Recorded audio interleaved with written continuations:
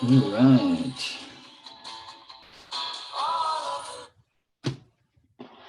All right. Good morning. Good morning. Good morning. I hope you're all doing fantastic today. What day is it? Wednesday. I start to lose track of days, to be honest. If it wasn't for trading, I wouldn't know which day was which. Nanaimo. Oh, yeah, you're on the island. I didn't know that. Interesting. I lived on the island for 6 months. Yeah, so lots of Canada, all on the west. So you're all waking up nice and early to be here. So I really, really appreciate that. Really awesome to have a group here. It makes things easier than me just speaking to a screen. Oh, Costa Rica, lovely. I'd love to go to Costa Rica. I actually planned on going from Mexico down through Central, but our plans changed and here I am in Germany with a baby. So Costa Rica will have to wait. But what a beautiful place. All right. Well, I hope you're all having a fantastic mid-week hump day, as I like to call it. Today I'm very, very grateful for this group of people showing up on time and consistently. It's nice, when you're starting something new, it takes a little bit of time to get traction and to get people who are interested or to get people coming. So I do encourage you to share it. This call with people, especially if you're getting value out of it. If you're taking things away each morning, share it with those who you think might benefit from it, because I've really benefited from my mindset journey. And I want to try and create a community of like-minded people who are all here learning together, growing together, and really just helping each other. Because I think 3 key aspects to growing in any area is mentors, community, and knowing yourself and self-discipline. So if we can get a community of people together with other people who are willing to help and share, I will always learn from other people as well. So it's always nice to have a group of people, because I'm always learning from everyone I'm surrounded by. So yeah, the more we can share with each other, the more we can share the group, the bigger it will grow, the more we will learn. And so dark and early. Yeah, it must be really early over there. You're the bright part. Aren't you guys cute? All right. So yeah, my gratitude today, like I said, grateful for everyone here that's showing up. I am super grateful for my little man, as I always say, and for my lovely lady who's patient with me. I'm actually quite grateful to be in Germany, in Europe. It's not somewhere I actually envisioned myself being for a long period of time when I was younger, but life just takes you on this lovely journey, and here I am. A little bit out of my comfort zone with language and all that sort of stuff. I do like learning. I do like learning new language, but it can get hard after a while when you're around people you don't understand what half the people are saying, even just the small talk and stuff like that. So I'm actually grateful for the challenge to learn, to push myself, to grow, hopefully become bilingual or trilingual or wherever that journey takes me. And yeah, I'm very grateful to have found a path which I benefit from the more I grow. So the more I grow myself, and the more I have people who are wanting to learn about that, the more I get to share, the more I develop. So I'm very grateful for that. So why don't you guys chuck some gratitude in the chat where you're from? Where in Germany are you? I'm in Stuttgart, a city down in the south, so southwest side. Grateful for this opportunity to learn, ability to trade, my partner, my health, perfect. And if you're wondering about gratitude, and actually I'll go into that in a little bit. So let's have a look at some of these. Grateful for this opportunity. I'm so grateful for the lessons I'm learning and how I'm growing every day. Brilliant, my amazing partner, and the opportunity to move our life to Costa Rica. Learning Spanish. Yeah, ¿cómo estás? Muy bien. I learned a little bit of Spanish in Mexico, not much, as you can tell, but it's a fun journey learning a different language. So just a little bit on gratitude before we dive really into the things that I want to talk about today. When I first heard about gratitude and finding gratitude, I kind of was like, yeah, seems like a bit of a crock of shit. Don't really want to sit there and say all the things I'm grateful for over and over again. And I was stubborn and egotistical and a male from Australia who was like, I don't need this bullshit in my life, rah, rah, rah, rah. That was at my start of my journey. And I can honestly say that it's taken me a long time to get into the flow or get into the habit or be even okay with openly verbally saying, I'm grateful for this, I am grateful for this, I am grateful for this. But as we'll hear more about tomorrow, the power of our words is extremely powerful. Like it makes a huge difference, and it goes to a subconscious level. It goes like so many inbuilt nature levels and stuff like that, but I won't go on it too much. But repeating out those I'm grateful for, and you can say I'm grateful for the same thing every single morning if you're grateful for the same thing, and that is more than okay. But what you're doing, if you're finding gratitude for something, it makes it really, really hard to be negative towards something. If you're like, I'm grateful for, my ability to run, and I'm grateful for my health, you're not really going to then turn around and complain about going for a jog. Then you're like, hang on, I just said I'm really grateful for this. Like, I'm really happy and excited. And if you're not grateful for that, that's fine. But it makes it really hard to find the negative side of things. And it's not so much about going through the process of I'm grateful for, but finding the emotion that is backed with what you're grateful for. And one thing that if you're struggling to find gratitude, or you're struggling to find the ability to say what you're grateful for, I want you to maybe write down a list of things that you have in your life, whether you believe you're grateful for them or not. Things that are there every day, things that are there by choice, things that are there not by choice. And just imagine your life without that thing in it. Imagine your life without whatever that is in it. So say you've got, I'm grateful for my socks, I'm grateful for my giant bed, and I'm grateful for the snacks in my cupboard. And then you go, actually, I'd be really upset if I didn't have my socks because it's cold in Germany. I love my double bed, my big king bed, because I can cuddle with my family and do so much, and it's just very spacious. I probably could do without the snacks. I'm not really that grateful for them. And you actually start to find, okay, my life without the snacks is not going to be any worse. It's probably going to be better. And so maybe I don't need to have gratitude for those things. And maybe I should change the energy that I've got based towards, appreciating a sugary snack, and maybe bring it towards something else. Because when you get down to, I appreciate it for my son, what would my life be like without my son? I can't even imagine what that would be like right now. Like when we first thought about having a child, it was a whole different thought. Now we've gone through the process and we have our little man. Like I can't imagine a life without it, right?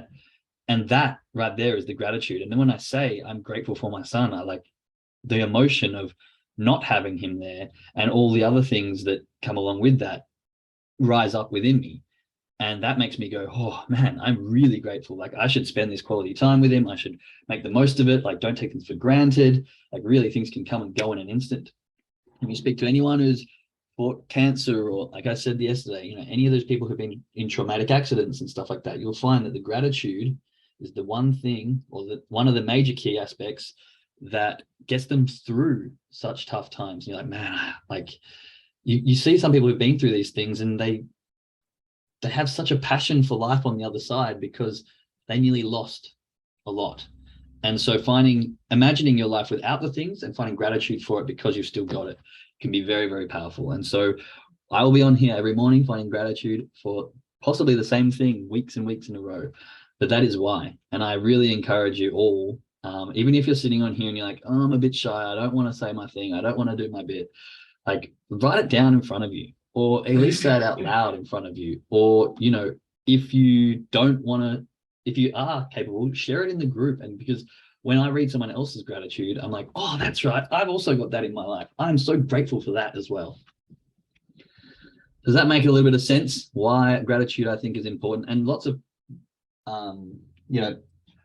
very wealthy and successful people will be like, and gratitude has changed my life. Finding gratitude in the morning and finding gratitude in the night changes my life. It's not that I'm finding gratitude, it's that I'm changing my whole perception, my persona, to being in a positive mood, reducing that negativity and finding positivity and gratitude and like thankfulness. Thank's not a word. Well, it is, but not in that context. Thankfulness is really powerful. And it's not just I'm grateful for this, I'm grateful for that, but all the emotion, like we were talking about yesterday, the emotional brain and the logic brain, the emotion is the one that drives us. So if we can change those emotions, we can change our trajectory. So finding that gratitude has a lot more to do with just I'm grateful for. I'm just going to go back in the chat a little bit. I feel like a few more great gratitudes come in. Opportunity, health, family, incredible friendships, clarity and passion for today and the future. I love it. Grateful for the journey that I'm on and the decisions I've made to learn trading, become a successful trader, my husband, my family, my health. There's so much power, we must speak gently and kindly to ourselves. Very true, very true. Grateful for learning with this group more about myself and share the why I am who I am. That's it. I love the grateful comment from a team member yesterday. Grateful for the fridge full of groceries. Sometimes we take some part of our lives for granted. We definitely do. And finding gratitude for the simple things, or the things that we think are like necessities, or not, what's the word? Things that we think are just given, but are actually luxuries, like food, a fridge to keep that, food cold. There's a long time I actually lived without a fridge because I was living in a school bus and I hadn't wired it up properly. But I mean, we lived in the snow, so it was quite okay. Yeah, grateful for the small things as well. I'm grateful for the opportunity to be a part of an amazing group, similar goals, my family, warm, safe home. 5 years I did get to spend with my late husband before cancer entered our life. Yeah, so my condolences there. It can be a very traumatic time. My ex-girlfriend's mother passed away from breast cancer. And so I got an inside view of how it can affect the people and the lives around them. So I know what it can be like. It can be hard, and there's a lot of strong lessons that come out the other side, for both those going through it, if they come out the other side, and for those who are the loved ones and the others around them. So definitely my condolences there. It's a life-changing experience if you've ever known someone who's gone through something like that. So, right, moving on. I would like to talk today a little bit about, so yesterday we're talking about the emotional brain and the logical brain. And there was another brain that I was talking about. This is based on the chimp paradox here. So the emotional brain is called the chimp. And I really like this term for it because we are very primal. Humans have a very primal instinct to us. And I can't remember the guy that I was listening to this morning, but he was on the topic of the fact that we have to learn to become human, which I thought was a really interesting concept. And I think it's very, very true if you understand the basis of where he's coming from. So, like I said yesterday, most people think that the logical brain is the one that drives the boat. It's the one steering the ship, telling us where to go. And the emotion brain just comes and jumps in left and right and goes, hey, I got an idea, let's do this. But really, the emotional brain is the one that drives us. It's the primal feelings we have, and we need these as animals, essentially. If we're scared, we run. If we're in love, we do something about it. If we're happy, we're joyful, we let that be known. Like, we need that in our life. But what differs humans from the animals and the primal instinct, what separates us humans from the primal animals is the ability to think consciously, like think forward, and the logical aspect of our brain and the development of, I think that prefrontal cortex is the difference. I don't know animal brains at all, but I have a feeling that growth is what separates us, and the ability to think forward of our actions, and the fact that we may have consequences in X, Y, Z. And so this relates closely to the fact that we have to understand who we are and not try and hide away these emotions or these primal urges or whatever it is that you've got within you, because that is essentially who you are and what makes you up. The difference is becoming, let's say, aware of them, and aware of, like, some people have much higher sex drive and sexual urges. Some people just laugh hysterically and they're genuinely very happy and their emotions high in that area. Some people are just angry and they have frustration that builds up super quickly, and they've got this fight or flight sort of mode, and they can be very aggressive, shall we say. But there's nothing wrong with that. And I think there's a stigma against allowing your emotions to take place. And I think if we can learn who we are and acknowledge the emotions that we have, and sort of live, like, drive to that, like, let your emotions run for you, but also have the capacity to be very self-aware and turn your logical brain on in order to control those emotions. Now, the reason this is important, and talking about self-awareness, and we also have the third part of the brain. So we've got the chimp, which is the primal, the human, which is the logic, and that's what makes us human and differentiates us from the animals. And then there is the computer. And the computer, in the terms of the chimp paradox, is what I would like to refer to as the habits or the subconscious, or those ingrained things that we do without thinking. So the computer, and as a bit of a programmer myself, that is code that is written or hardwired into you that just acts on autopilot. So if someone throws a ball at my head, I duck. It's just like instinct. I'm like, don't want to get hit in the face. If someone cracks a beer open, I'm like, ooh, I want a beer. There's these certain triggers and habits and behaviors that are within me that are just ingrained because of where I believe we have some grained from DNA and where we grew up, but also just from habits. So the repetition of an action, shall we say, doing something over and over and over and over again. Now, how do we use this information? Well, if we know that there is a third part of our brain that creates consistent habits and consistently triggers, like without even thinking, it's the fastest part of our brain, it can trigger us to do certain things, then we can try and figure out a way to reprogram that part of our brain by doing what habits are. So creating good habits is extremely important. And this is why I'd like to start every lesson or every episode, shall I say, with gratitude, because once you have a place where you're almost forced to find or partake in that habit, over a long period of time, it becomes natural, it becomes instinctive, it becomes ingrained into or programmed into our brain, and then we are able to do it without thinking. Now, lots of us, and I don't want to speak for everyone here at all, but have very good habits and very bad habits. And I think it's being self-aware of what our good habits are and what our bad habits are. For example, hearing a beer open and wanting one, probably not the best habit. Something I can work on, but if we are self-aware of the habits we have and the actions and the triggers that we that cause these actions to partake, like to cause these actions to sort of start, then we can program ourselves to redefine what triggers affect us, and in turn redefine our habits and our emotions and therefore our actions and our outcomes. So all in all, we want a better life, we want to self-improve, we want to develop, we want to become good traders, we want long-term prosperity or whatever it is that you're here for.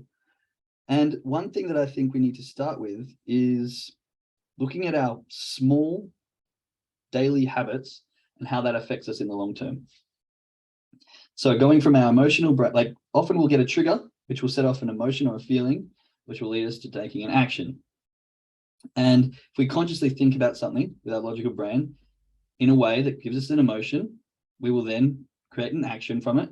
And over time, this process just gets so well ingrained into us that it becomes a habit and it becomes consistent. Now, one of the best analogies I heard for this was, if you're at the top of a mountain, and I know there's lots of people from Canada, so probably lots of skiers and snowboarders. If you're at the top of a mountain and you go down, you sort of go down and you see a run and it goes to the left, and then you follow this run all the way down. Now, what if that run went down to the bottom, right to the pub? Oh, I want to go to the pub, I'm going to jump on this run, and off we go. But in order to get another run that maybe goes, I know you wouldn't want to go to the gym straight after going snowboarding, but my point here is that say you want another run, but there's not one that goes there yet. You're going to have to like go off piece, and you're going to have to like slide between the trees and sort of start to carve one out and like make a little bit of a run for it. And then you get there, and then you go back up and you're like, oh, which way did I go again?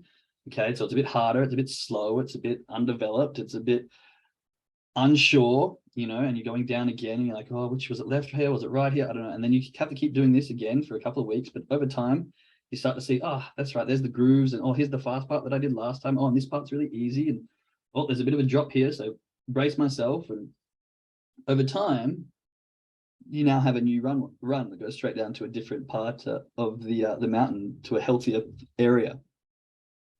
And it's really important to understand that the first few runs of doing this are going to be hard. They're going to be slippery. They're going to be confusing. You're going to be like, wait, is it left? Is it right? But we got to do this over and over again until it becomes this natural sort of So just sort of behavior that's ingrained into us. And in the same way that we can create new good habits, we can also destroy bad old habits. So if we want to go down, if we know that this path continues, like we jump into it and the run just like takes us all the way down, we got to like stop ourselves when we find ourselves on that run and just like trying to cut off to the side, maybe slide off to the side a little bit. And, oh, I'm going down this run again. Stop. I know there's an exit somewhere here. Let's get off and go to the side and start creating a different exit. And eventually you can maybe put some snow on the start so you don't actually go down this slide again. So it's all about the acknowledgement and understanding of who you are, the habits you have, and then your ability to acknowledge them and change them. So an exercise that I would like or recommend, and this comes from Atomic Habits, I believe, is where I read this. It's about making a list of all your habits, good and bad. For me, I really love, as soon as I finish for the day, I'll start cooking and I'll have myself a beer. It's not really a bad habit, but it's something that I definitely could curb without having, any issues that could be better for my health. And so things like this, you write down and you put a little positive. So maybe on my beer with cooking dinner, I'll put a negative. On my morning jog, I'll put a positive. So what I want you to do is write down all your lists, a list of all the things you do, like almost habitually, without thinking. And then next to them, you put a positive or a negative.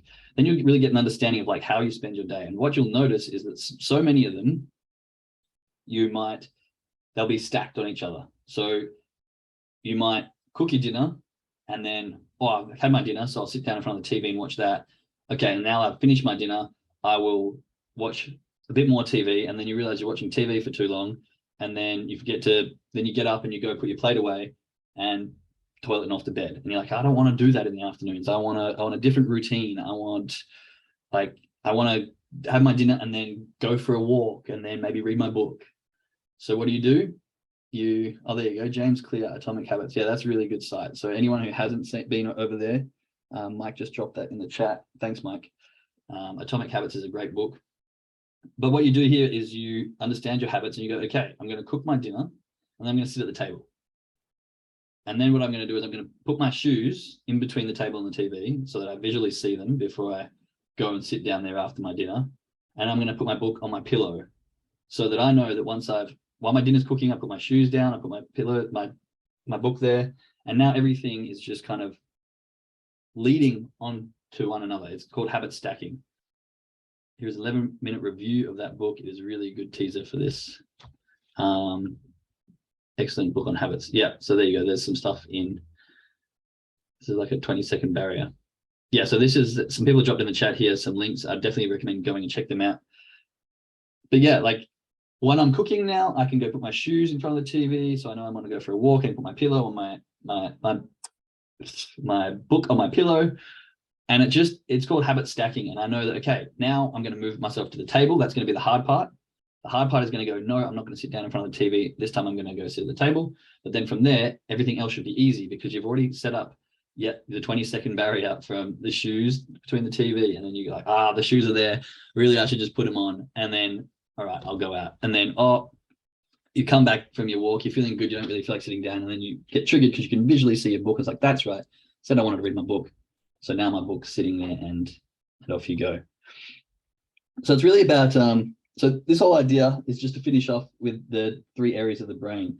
We had the emotion, which is our primal aspect. We had the logic, which is what makes us human. And then we have the computer, which is all about that subconscious mind and the habits we form and the ability to change them. So this is like the same on the charts. We can see, okay, getting into a habit, and I recommend this to everyone who struggles with getting out of trades, is go on a demo account, just fire away the buy or sell button, but then exit on every exit you see. So it becomes a habit. So it's like, there's a Casey exit, I'm out. There's an LC exit, I'm out. You don't care about the results. You don't care about, yes, okay, try and make some good trades after the first little bit. Like for the first week, just smash the button and exit. Make sure you're exiting on exits. And then hit the button for good trades and then exit on exits every time. The ones that you like to take, exit on them. Exit, exit, exit.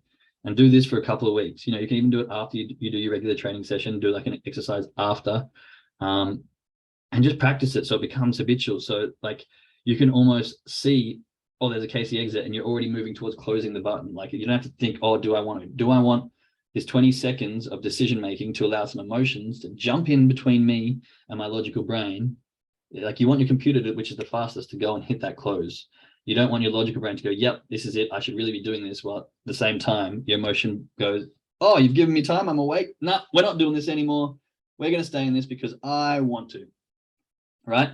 It makes a huge difference. If you've got that couple of seconds here, left and right, you will minimize the ability for your emotions to take over, for you to go, I know this is logical exit, but I want to see if I can make more money. Here come the FOMO, the emotions, because the emotions is the brain that runs the joint, and it's going to be the strongest and most powerful. There's no controlling it. Like you've got to be faster than it, not stronger than it. And so by being faster than it, you have to set yourself for the good habits, the preconditioning, and allow your body to go straight instinctively to exit, bang, done. No questions about it.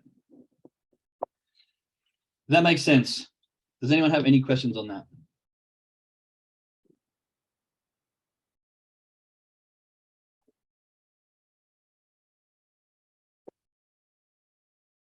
Makes sense, makes sense. Yeah, exactly. Emotions are so powerful. They're so strong. Like we really underestimate the power of emotion. And like I said before, so many of us, they want, like people ashamed because they're emotional. They're ashamed. Oh, he's so emotional. Yeah, I have emotions. They're powerful. They're strong. They make things happen. They make the world move. You know, don't be ashamed of them.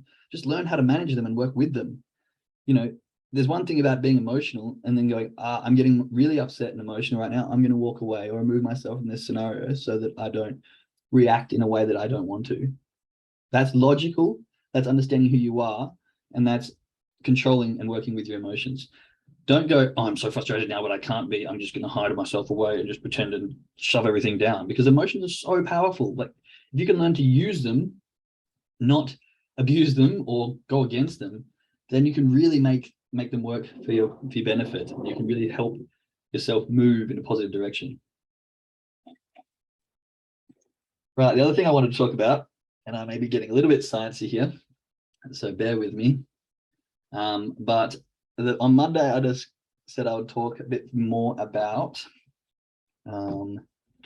the electrons and how they flow in one way and they look a bit different another way. And this was based off something I heard from Dr. Joe Dispenza, and he was talking about, so I'm paraphrasing here, but he's talking about how we should find and set our mood in the morning and in the night and put ourselves in a positive state. And if we're living in the moment, really about now, in a positive vibration, in a positive state of mind, we can actually radiate good positivity and you know, use our brains to change our thoughts so that our state is positive and happy and vibrant, and you know, it becomes infectious, right? Because emotions are really contagious.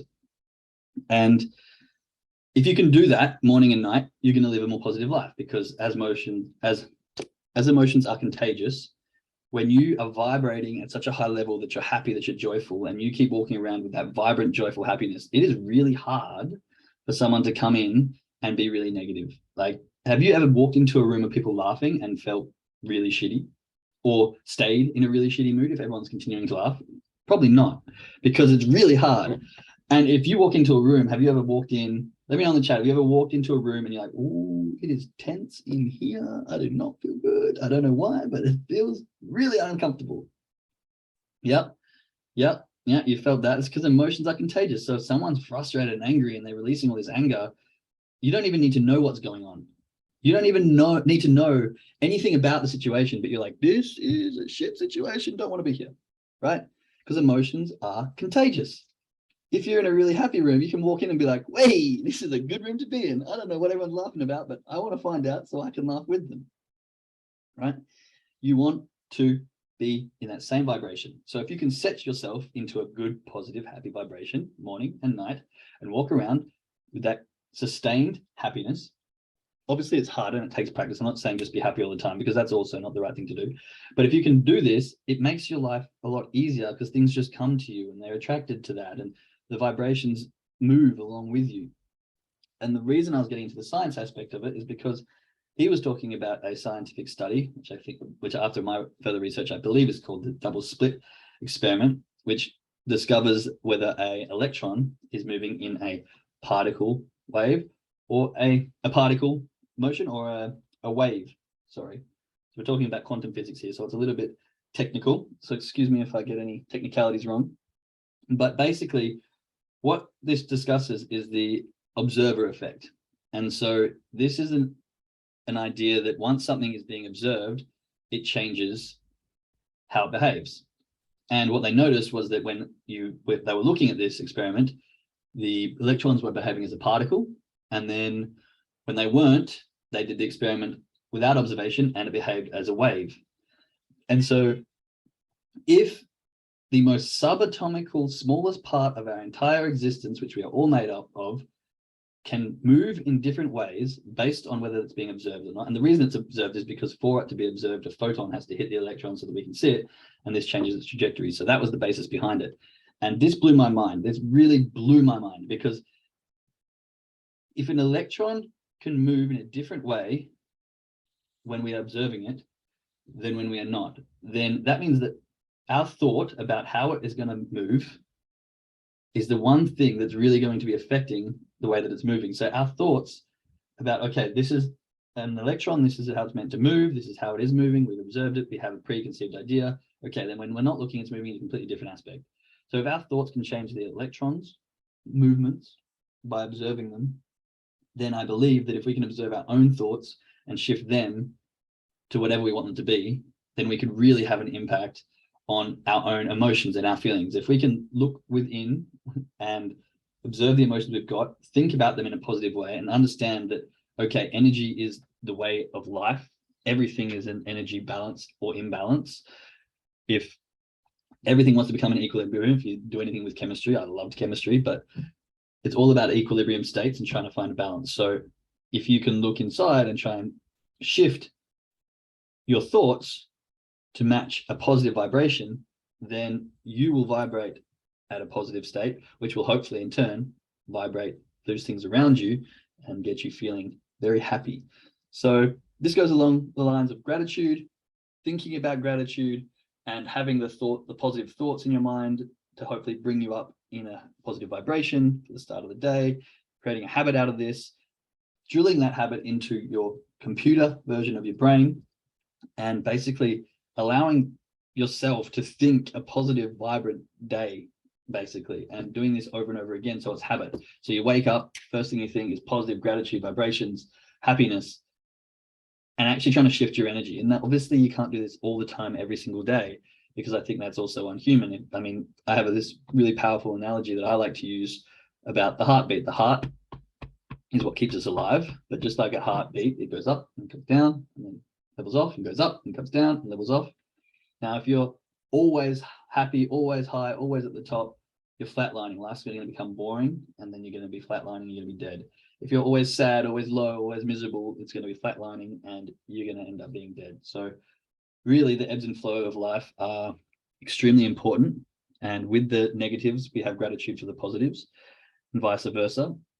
But finding that time to put yourself in a very happy, positive mindset with gratitude, etc., in the start of the day and making it a habit, I think will really shift your trajectory. So I hope that made a lot of sense. I got a little bit into the science, but all in all, I wanted to try and summarize up the different brains that we have from yesterday and how we can relate them to the science kind of side of things that I said I'd be discussing early in the week.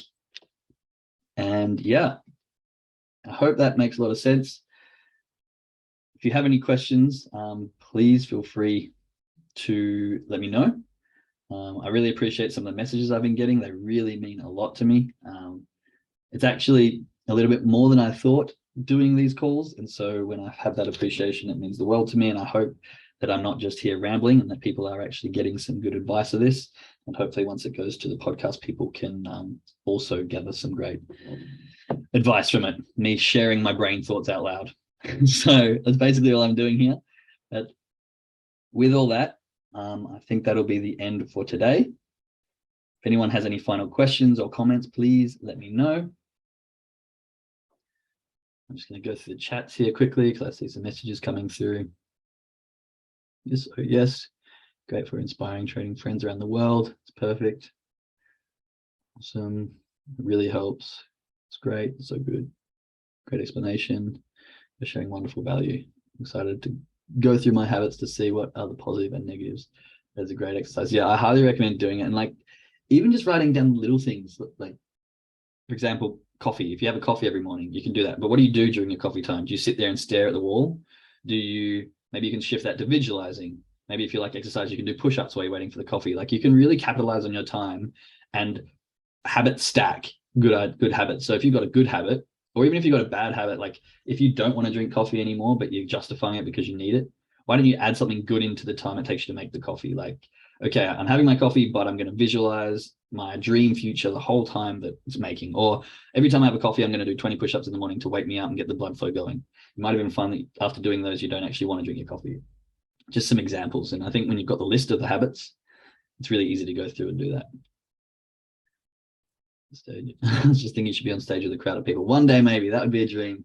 Thanks, Doreen. I actually would really love to be on stage talking to people at one point, but we shall see. Thank you, Jake. Great session. What a great way to start my day. Thank you so much. Perfect. Lots of value. I'm interested to see the results of going through my habits. Yeah. All right, everybody. If that is all for today with the comments and questions, I will leave it there. And for my traders, I will see you soon. Tomorrow, we'll be having Deanna on, sharing a little bit about her. Actually, I'll let her explain it to you tomorrow to keep it a surprise. Yeah, tomorrow's a lovely day. Traders, I'll see you soon. And thanks, Jake. Have a great day. No worries. See you later, everyone. Okay, bye-bye. Bye, everyone. Have a great day.